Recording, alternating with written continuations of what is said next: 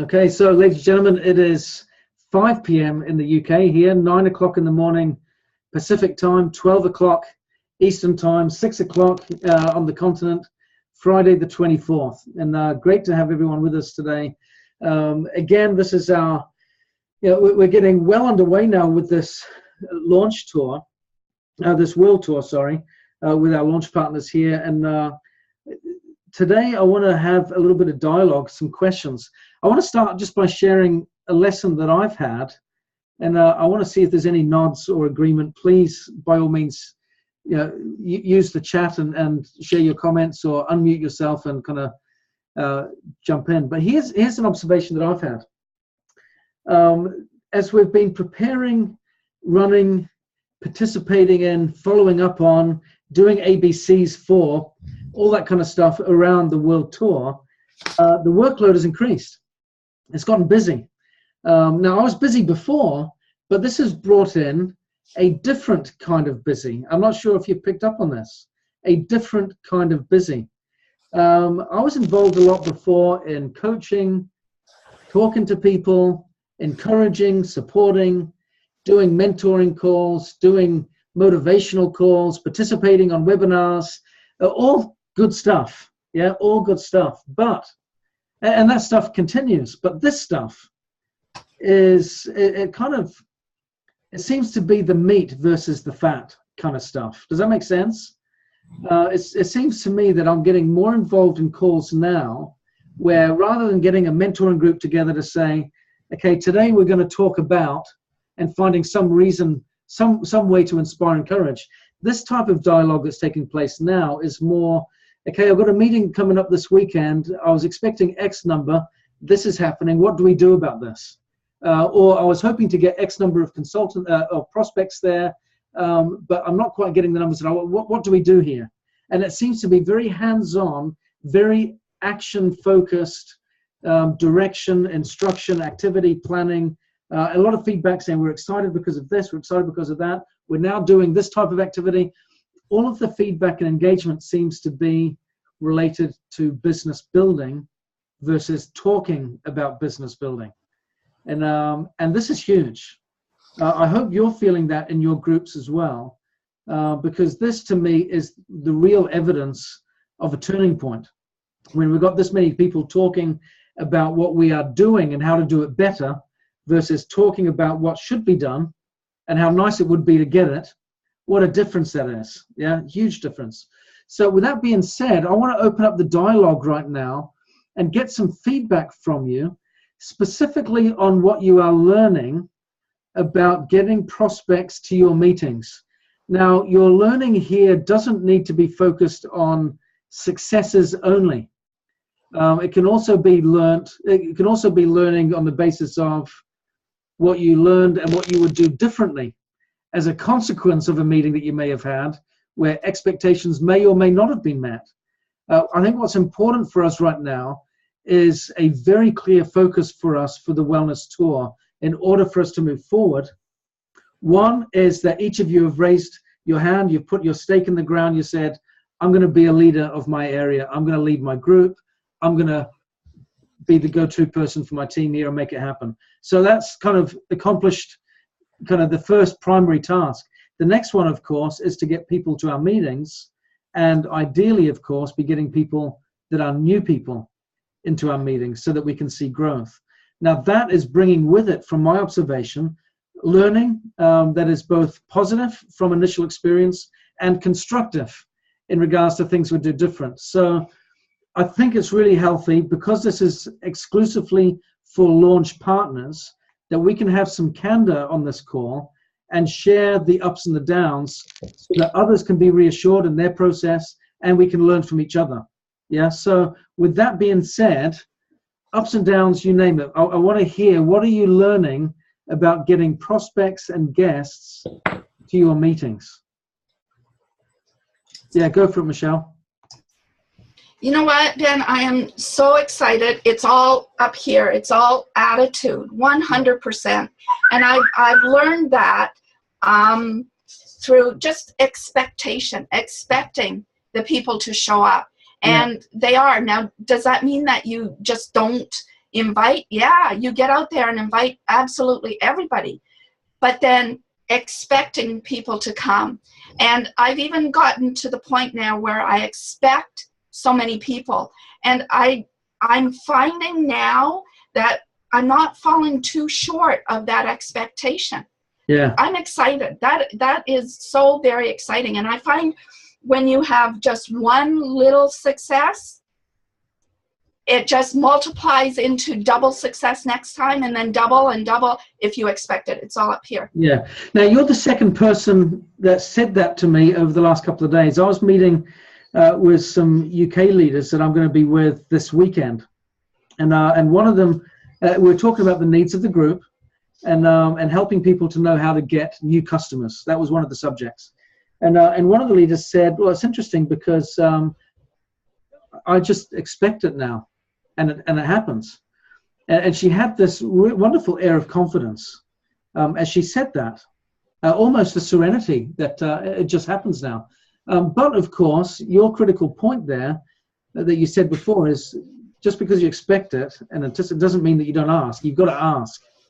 And so what I would emphasize here is, for example, if I was to go into the boardroom, if I was still president of NECANN, for example, and I sat down in the boardroom, we got the executive team together, we're building a strategy for 2018, and Kurt walks in and says, okay, guys, what's the plan? What did we come up with? And I said, well, first of all, we've got a real good cause, so I think we should just expect great outcomes and put our expectations and our intents out into the universe, and good things will come back. And he'd go, that's your plan? You're fired, get out. It wouldn't work, right? But there is a principle here that often is misunderstood, I think, that Michelle is highlighting. And that is, when you have that expectation that good things will happen, that people will say yes, people respond to you more in line with your energy and your intent as a consequence. I was taught when I was a trainer, convincing teaching comes from conviction. And that's really the principle, isn't it? If I have conviction that people are going to come, I don't sit in my hands without picking up the phone and just expect them to come. I reach out to them and invite them, but my conviction that people will say yes, that this is a good thing, transmits from me to them, and that conviction encourages people to say yes, and you get a different response. If we invite with being timid or nervousness or apprehension or doubt, people will respond accordingly. If we invite with confidence and conviction, people will respond accordingly. And I think that's perhaps the real key message that you're learning here, Michelle, is you have a great experience, even if it's little, your confidence grows, you invite with conviction the next time, and then you get a better response as a result, and then things start to snowball and go from there. So that's a critical point, is convincing teaching comes from conviction, and convincing invitations come from a conviction with the invitation. So really good point, Michelle. Anyone else? Any other thoughts? Yeah, Madeline. We've been convincing on the invitations. We've been having the events. And one of the challenges is we talk about the new economy, and Dave Johnson had something the other day about 70% of all workers are already doing something else. And then we have those figures by the year 2020. People are busy. Yeah. And so getting them to the events, they want to go, they're going to get there. And I mean, the excuses they're real excuses. They're people that want it. So I find that we're doing one-on-ones, and the Zoom, they're liking the Zoom. Yeah. The length of the event. We had Eunice's daughter, Christine, and her husband are 32. So it was the husband's first event. Christina's been to several and learned a lot, liked a lot. We went to eat afterwards. Too long. Yeah. Just too long, especially on Saturday. They both work full time. Saturday, they got to do everything else at home and all the shopping and whatever else. And so that is one of the challenges for the hotel venues, and what it costs for a hotel to have something that you're just going to be in there for an hour and be out for an hour. Yeah. The other thing we're finding in our region, you may have heard, we've done a lot of regional planning, and some of us are on here. So So 2 hours away and 1 hour away. I don't know if Elaine Connolly got on. She just texted me. We've been accustomed to driving the hour to go to the quarterly events or the 2 hours and supporting one another's bigger events. Yeah. So that we're each doing our own bigger events. We had this whole from Randy in Philadelphia to Dee in Chicago. And like now all of a sudden there's a lot of events. Yeah. And some people have zoomed in and out, and the Zooming is working conveniently. It's really increasing the awareness how you can see so many people and do this kind of business, but then it decreases the attendance of the attendees that might come in if you have too many Zooms to help cover the hotel costs. Yeah.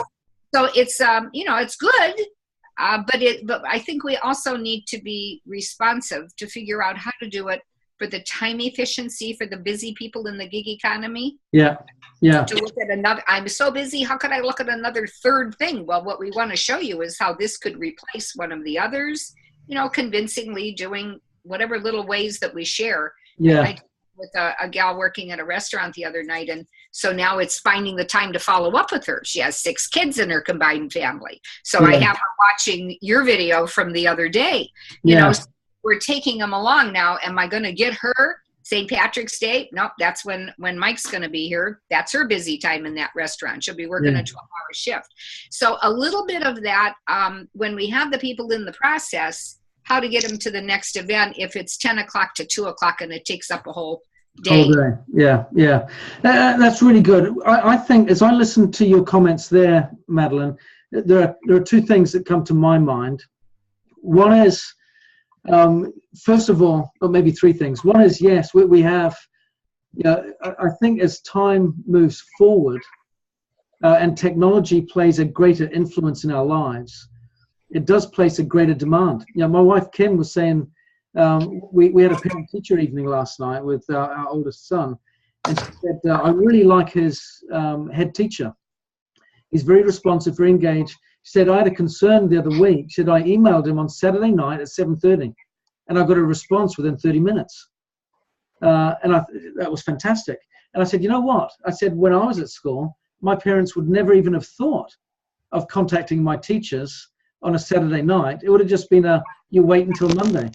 But even a school teacher outside of school hours has round-the-clock demands being placed on them. So technology is really imposing on people's lives quite a bit. So that is a new reality that we need to learn how to address. So first of all, I think we need to acknowledge it, respect it in people's lives. Sometimes it might be an excuse. Sometimes it might be a legitimate reason. Yeah.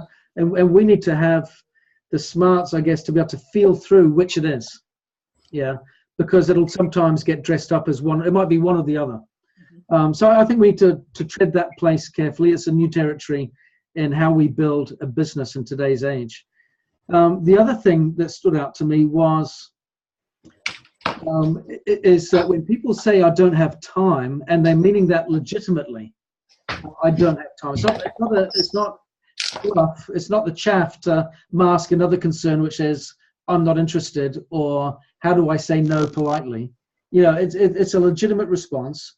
That sometimes it's a matter of priorities. No matter how busy I am, I always have time to shower in the morning. No matter how busy I am, I do have time to eat every day. I have been known to skip a meal for being busy, but I won't do that all the time. Yeah. So they're obvious priorities. Now, of course, they're necessities, but there are certain things. I use it as an extreme example to illustrate the point. So part of the solution here is helping people to appreciate where this fits in their list of priorities. Because what they're saying is, I don't have time, is another way of saying there are other things in my life that I deem more important, and they are getting my time. Yeah. So that means we need to fight for that time based on the challenges that we have with all these other demands, to make what we're offering seem, help them see the value of it so that it becomes a priority. That might mean doing exactly what you're doing, Madeline, where you're showing people a few more videos in between, and there might be a few more contacts between what we normally would have had to getting someone to a meeting We might have a few more contacts in between to build up the sense of urgency, priority, and importance, to help them get to okay, yeah, I've really got to see this. I need to clear other things out of my schedule. Yeah, I've had those situations myself on a personal level. I'm jumping on calls, doing webinars. Last week is a good example. I've been working my backside off with all these different calls, all these different events. My travel schedule's crazy. And last week was half term with the kids. They were off school. And Kim came into me and said, you're not going to work next week, this coming week. You're having a holiday. And it wasn't a request. She just said, this is what you're doing, right? We need Ben time. And remarkably, I cleared the schedule. It was busy, but I cleared it. And I made it so because that became an important priority. And so we can actually make those changes when those priorities are there. So we just need to help people see the need. So that was my second point. The third point that comes to me is, and this is really good, and this is the value of these calls, is with anything like this, whether you're doing this for the first time or you're doing it over again, or if you're doing it over again and again and again, and we're having these questions and situations coming up, it's a necessary part of our journey. We're going to have these types of questions come up time and time again throughout the course of this year. I have found the best way to develop and improve is self-evaluation. To be able to look at a situation, observe it, evaluate it, and give ourselves meaningful feedback to say, okay, what went wrong there? What do I do different? What did I learn from this?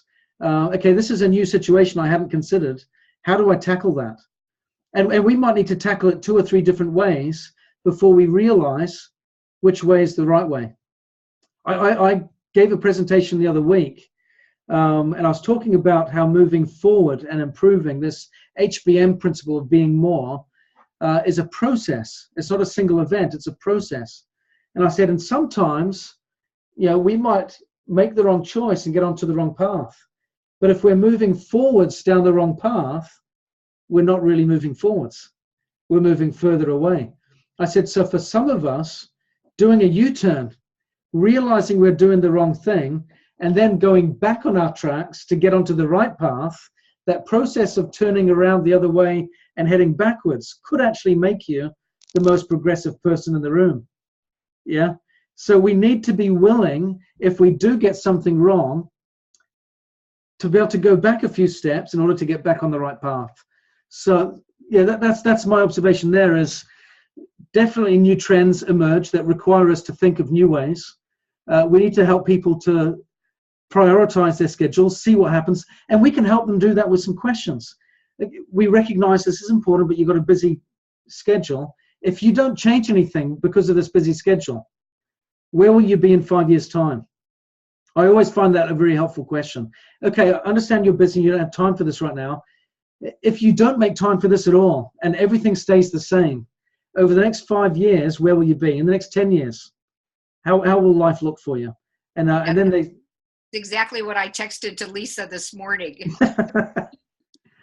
Good. It's the right kind of question to be asking.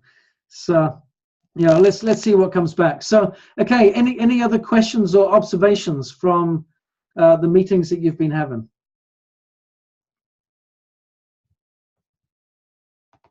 Ben, can you hear me? This is Yoko. Hey, Yoko. Okay, the priority part I think is really, really a key for me. Yeah. And it's difficult to even use some of the, unless Madeline, some of you guys can think of some of the videos, in order to really get someone that's a new prospect that has seen step 1 and step 2 of Rick's videos or whatever, or gone to our webpage, overviewed that they have some interest in even just the product. But then just the fact of making the time to get to the event, make that commitment. Maybe we could do some things that are maybe little snippets, 3-5 minutes to, I don't know. That's just my idea, because of prioritizing with all these young people, because I'm focusing on young people. It is difficult. They have kids. They have, they have meetings. They have to go to the teachers, whatever. It's a lot of work. Okay, that's a good question. I'm gonna throw out an assignment for each of us tonight. And maybe we can post on the launch, maybe via WhatsApp or in the Launch Partners Facebook page or whatever, or share, distribute. But here's my homework. I think what would work well to address Yoko's question or concern, which is shared, it kind of taps into Madeline's. Is there a short presentation video that we could share with people to help them identify what is important, what matters, prioritize, so that this opportunity has more relevance and a greater sense of urgency? Yeah. So that's the question. Great question. The great thing is, using technology to our advantage now, is we don't need to create these videos ourselves. There are probably thousands of such videos already created, floating around on YouTube and what have you. What I would like us to do is take a little bit of time out over the next few days and try to find 1 or 2 videos that you think deliver that message. And we can find it on YouTube, we can share it. If we find one that works, like I said, we don't need to be the author of it, but if we could get a 2-minute clip that we find on YouTube that really just highlights, take control of your life. If you don't make these decisions now, where would you be in the future? But it does it with some energy. It asks the kind of questions that we want to ask, but does it in a way that we don't need to train thousands of people or hundreds of people to know how to do it in a one-to-one setting. We can just get that message out there and have the questions asked. So that's the homework. Is that okay if we do that? I'll join in and do it too, but we might find as a collective group 2 or 3 videos in the process of doing that, that we go, you know what, this would be great to share with people if they have this challenge, because I think it's a very, very common challenge. It just is. Life is ridiculously demanding right now, and we touched upon this on Tuesday, didn't we? When Kim was on the call, we have so many different hats. We're mothers, we're fathers, we're employees, we're husbands, we're wives. Maybe we're single parents, which gives us the double workload. We're homemakers, we're servants in the community, we're entrepreneurs. How do we do all of that? That's the real challenge. So I do know that this is a common concern, and I'm confident that between us we'll be able to find some good videos that can help each other with that concern. So let's do that. Okay, ladies and gentlemen. Oh, so Madeline, were you going to say something there? Even a couple short slides. Barb Satterwhite did an owner's presentation. Then Barb Joseph enhanced it, and then Bob enhanced it. And it kind of kept getting longer and very good. But again, we've had people say it's a little long. Can we just how do you shorten? Then what do you take out of it to have it shorter? But I think even a short presentation too, a couple of the slides, if we were to look at some of the different ones, because we've been pretty good at editing them, and we always want to add more. I'm the one that always says too much. Even the texting, I've reverted to texting more because I know I write and talk too much, and it's been interesting. Because I'm focusing on younger people too. The text that I get back, 3 words. Yeah. 1 word, and so everything is so fast in this new economy. That we really need to be able to relate to people. That is how they relate. If we really want that generation to replace those of us that are older. And I'll tell you what, it demands more of us. As I studied English literature and what have you at uni. I think I mentioned I finished my degree just a little bit just recently, last year. But one of the things that I learned there was how to say more with fewer words, and that's hard. It requires skill and practice and more time to take a 30-minute message and distill it into 5 minutes or 7 minutes, but without taking away from the valuable content. That's tough. So, can I make a comment, Ben? It's Barbara Joseph. So in terms of slides, I know that I added some, but it's not to linger on some of the pages. It's just really that people can see that visual, and Yeah. you don't have to read everything that's on the page, but to share a story and people can see it and to move through it quickly. Yeah. And I think it would be awesome to have a short invitation from a more business perspective, because I know Rick Murphy had done that Weekend Advantage, and it was like, I don't know, 14 or 20 minutes long. And then Mike DiMuccio did one where it was 3 minutes long, which is really well done, but it really is more about product and the company. I don't believe there's much of an invitation to move beyond that. So I think that would be really nice for us to find. Okay, excellent. Yeah, so let's work on that together, and you know, maybe I'll see if I can address this on the Tuesday webinar that I do as well. You know, I always try to make that content relevant to what I'm learning through the counseling sessions, the you know, the kind of coaching and feedback that I get throughout the week. So Michelle's just posted a link here. If you want to make a note of that, copy and paste before we finish the call, so that we don't lose the link. And Michelle, perhaps you want to share that as well through the other channels, WhatsApp and what have you. So, ladies and gentlemen, I'm gonna close the call now. Thank you for your feedback. Thank you for the comments. Again, just to reiterate, what are the learnings? First of all, that convincing teaching comes from conviction. When we have expectation, when we have the right intent, when we have the right expectations, that comes across in our invitations, and people respond with greater confidence. And as a result, we do the same activity as others, but we get a different outcome. And that's really important to consider. So really great there. The other learning, time is valued differently. It has a different currency today. It requires us to be able to say just as much with fewer words in less time, with different mediums in order to get the message across. It also requires that we find solutions and ways to prioritize our message so that it has greater value in the minds of those we talk to, so that they can schedule their time accordingly and respond to our invitations better.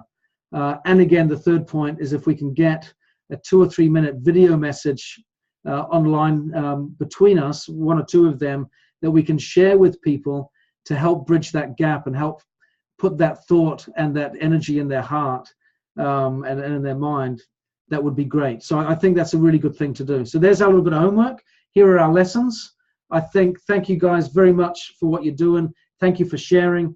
And let's keep going, because we're doing the right thing. And when you do the right thing over time, the results will always come. So love you guys loads, and we'll speak again on our next call. Take care, everyone. Have great events this weekend. Bye-bye.